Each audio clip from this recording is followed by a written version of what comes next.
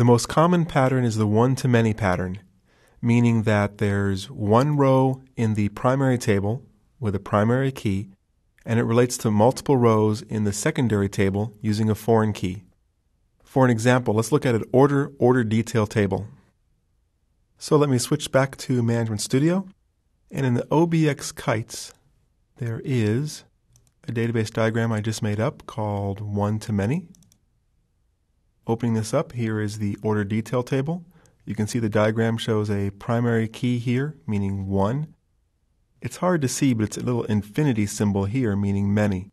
If we select the relationship line, over in the properties, we can actually open this up and see the foreign key is order detail, order ID.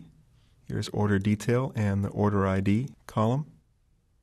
Back on the relationship line, open this up once again. And then the primary or unique is order and order ID. So this is the one-to-many relationship. We'll see this over and over again once we start getting into building SQL statements that pull from multiple tables when we do joins. Typically, you'll do joins and pull data from these one-to-many relationships so you can pull out meaningful data. The second most common relationship is a many-to-many relationship. Sometimes in a many-to-many relationship, that connection between the two is an obvious table that most users or most business people would understand. For example, between order and product, most people understand there has to be some kind of detail row there that connects an order with a product.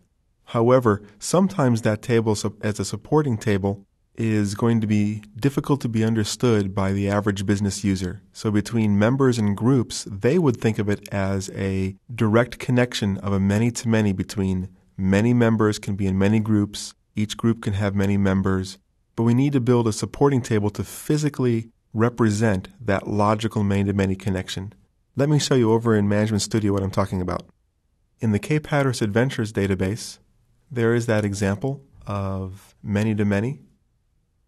This is an event, and here's customers. Each customer can attend multiple events. Each event can have multiple customers attending it.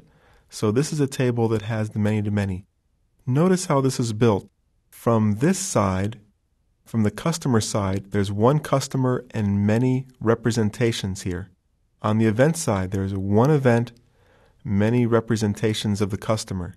So this many-to-many, sometimes called a junction table, more properly called an associative table, creates that physical link, producing a many-to-many logical link between customers and events. So that's the many-to-many pattern, and you'll see it often inside of a database. The third pattern I want to show you is the supertype-subtype pattern.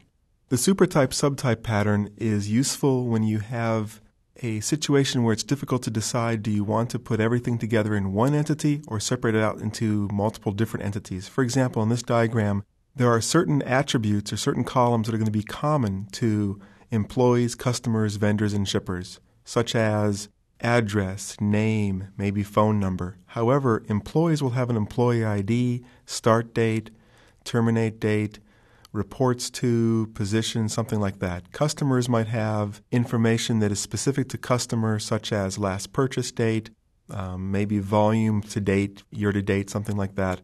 Vendors would have a vendor ID, preferred shipping. Shippers would have information specific only to shippers. So we have a situation where, on one sense, they're all contacts and they share the same information, but on the other sense that they are individualized into separate subgroups.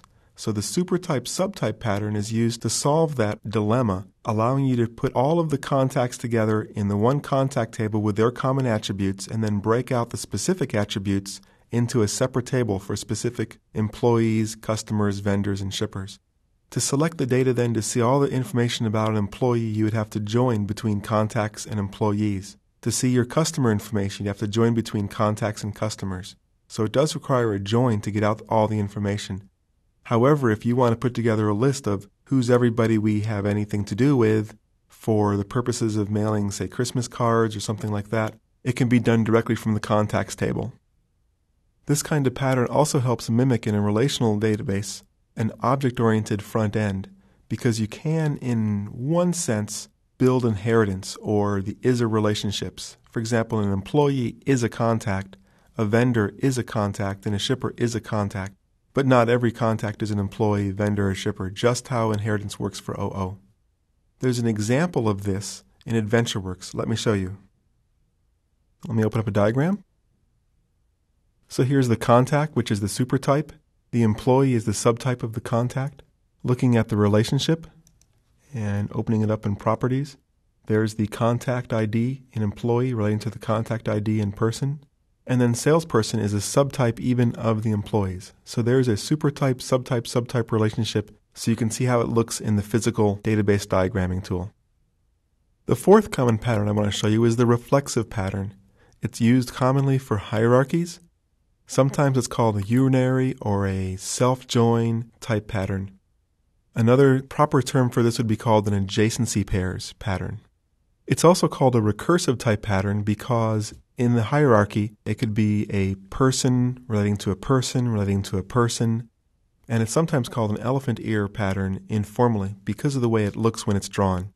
Because the reflexive pattern is used for hierarchies, let me just describe a couple of cases where this might be used in practice. An organizational chart has an employee reporting to another employee, reporting to another employee. This is the example used in Northwind. It's the most common example of a hierarchy or this type of pattern being used.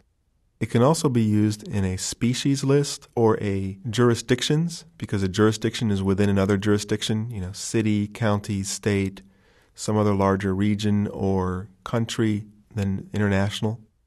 The reflexive pattern is also useful for genealogies, and that's the example I want to show you. So to show the reflexive pattern or the adjacency pairs pattern in the family database, this time I'm going to go ahead and create the database diagram and let you see this live.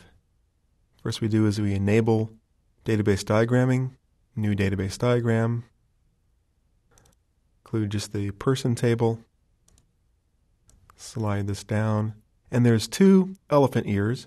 Basically, if we look at these, select one table, it's saying that there's a foreign key on mother and a primary key on person. So to look at this in another way, here's the person's mother, which relates back up to the person ID of the mother.